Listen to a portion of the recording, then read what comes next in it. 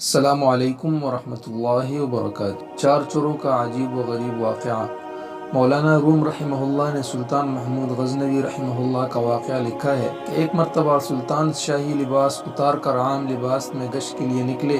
راستے میں چوروں کا ایک گروہ ملا، جسے دیکھ کر بادشاہ نے کہا کہ میں بھی تم میں سے ایک ہوں۔ بس چوروں نے انہیں بھی اپنے ساتھ ملا لیا۔ پھر باہی میں مشورہ ہوا اور ہر چور اپنا اپنا ہنر بیان کرنے لگا۔ ایک بولا، میرے کانوں میں یہ خاصیت ہے کہ میں کتے کی آواز کو سمجھ لیتا ہوں کہ وہ کیا کہہ رہا ہے۔ دوسرا بولا کہ میں رات کے اندھیرے میں جس شخص کو دیکھ لوں دن کو بھی اس کو پہچان لیتا ہوں۔ تیسرا بولا، میں اپنے ہاتھوں سے مضبوط دیوار میں سوراخ کر لیتا ہوں۔ چوتھے نے کہا، میں سونگھ کر بتا دیتا ہوں کہ زمین میں کس جگہ خزانہ مدفون ہے۔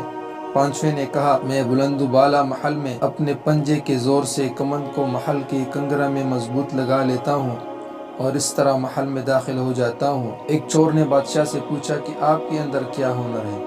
بادشاہ نے کہا، میری داڑھی میں یہ خاصیت ہے کہ وہ پھانسی کی سزا پانے والے مجرم کو اشارہ کر کے چھڑا لیتی ہے۔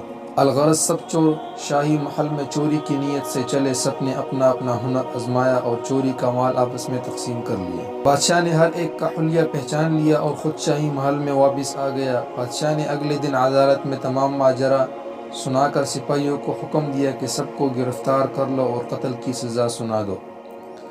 جب سب چور بیڑیاں پہنے حاضر ہوئے تو ہر ایک خوف سے کانپنے لگا، لیکن وہ چور جو اندھیرے میں دیکھ کر دن میں پہچان لیا کرتا وہ مطمئن تھا۔ اس پر خوف کے ساتھ امید کے آثار بھی نمایاں تھے۔ بادشاہ نے حکم دیا کہ ان سب کو جلادوں کے سپرد کر کے سولی دے دی جائے۔ یہ سنتے ہی اس شخص نے عرض کیا کہ حضور، ہم میں سے ایک مجرم نے اپنے مجرمانہ ہنر کی تکمیل کر لی ہے، اب خسروانہ ہنر کا حسب وعدہ ظہور فرمایا جائے۔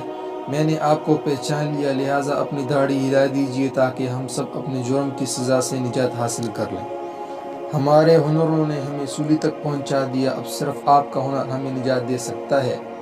سلطان محمود مسکرایا اور کہنے لگا، تم میں سے ہر شخص کے کمال ہنر نے تمہاری گردنوں کو قہر میں مبتلا کر دیا، بجز اس شخص کے کہ یہ سلطان کا عارف تھا اور اس کی نظر نے رات کی ظلمت میں ہمیں دیکھ لیا تھا۔